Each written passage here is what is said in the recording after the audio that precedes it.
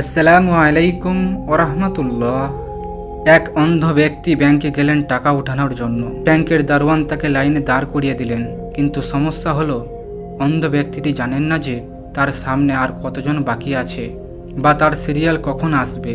হতে পারে তার সামনে একজন যা অপেক্ষায় 10 মিনিট, আবার হতে পারে 100 জন যা অপেক্ষায় কয়েক ঘন্টা। তবে এটি নিশ্চিত যে সেই টাকার অপেক্ষায় লাইনে দাঁড়িয়ে আছে।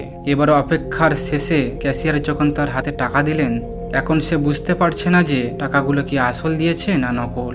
যদি কোনোভাবে নকল টাকা হয়ে পড়ে, তাহলে তো এই মাসের সংসারে সবাইকে নিয়ে কষ্টের মধ্যে চালাতে হবে। আর যদি আসল হয়, তাহলে তো অনেক আনন্দ করে চলতে পারবেন।